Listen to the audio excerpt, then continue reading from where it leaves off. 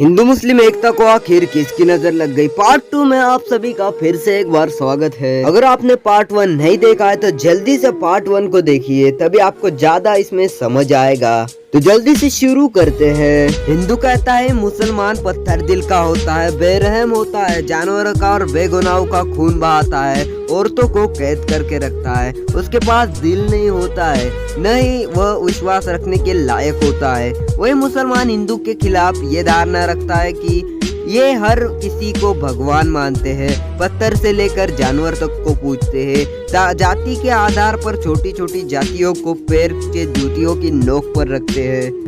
ऐसी हजारों धारणाएं एक दूसरे के खिलाफ रखते हैं जिनका कोई तात्पर्य ही नहीं है। लेकिन कहा क्या जाए इनकी मानसिकता और दिवालियापन को।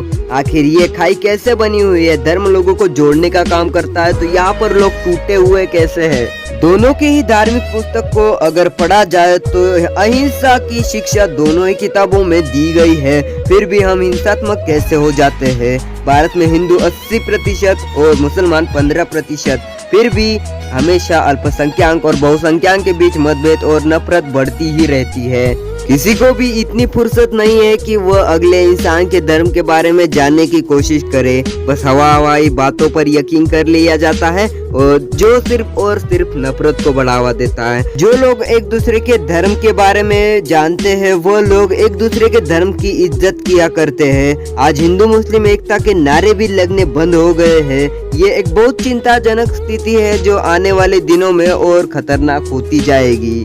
धर्म कोई भी बुरा नहीं होता, बल्कि उस धर्म की चादर ओढ़कर कुछ लोग धार्मिक बंटवारा करते हुए नजर आते हैं। हिंदू मुस्लिम के बीच बढ़ती नफरत का पैमाना क्या है और इस पर लगाम कब लगेगी, इसका तो अभी दूर दूर तक कोई अंदाजा नहीं लगाया जा सकता है। हिंदू मुस्लिम एकता की बात करने वाले अब दूर दूर तक दिखाई नहीं देते हैं, जबकि कभी हिंदू मुस्लिम भाई भाई का नारा गूंजा करता था। सवाल ये नहीं है कि इस नफरत का अंत क्या होगा, बल्कि सवाल यह है कि आखिर ये नफरत बढ़ती क्यों चली जा रही है। आज दोनों समुदाय के लोग एक दूसरे के सामने होते हैं तो बाहों में बाहें डालकर घूमते हैं, और अलग होने पर ही एक दूसरे के धार्मिक बातों पर एक दूसरे को निशाने पर लेते हैं। ये एक बहुत बड़ा मुद्दा है जो देश को समय समय पर चोट भी देता है। आपने दोनों समुदायों के बीच दंगे भी देखे होंगे। दंगे के समय कोई बाहरी इंसान आपके घर में आग नहीं लगाता है, बल्कि आपके क्षेत्र के लोग ही उस दंगे का हिस्सा होते हैं, और ऐसा दोनों ही तरफ से होता है। दंगों से याद आया, हाल ही में दिल्ली दंगों के दौरान मैंने खुद महसूस किया कि इंसान कितना बेरहम और क्रूर होता जाता है और कितनी नफरत रखता है एक दूसरे के प्रति। नालों से हफ्तों तक लाशें निकलती रही। वो लाशें भारतीयों की थी, इंसानों की थी, लेकिन धार्मिक नफरतें हमको कितना जालिम बना देती है कि हम किसी का घर तक बर्बाद कर देते हैं, मगर हमारे चेहरों पर कोई पछतावा नहीं होता। क्या ये आपसी नफरत, आपसी लड़ाइयों को खत्म नहीं किया जा सकता? क्या सभी धर्म के लोग एक होकर सिर्फ भारतीय होकर नहीं रह सकते हैं? जरा सोचिए, अगर सभी के बीच एक मोहब्बत होगी तो वह हिंदुस्तान कितना खूबसूरत होगा।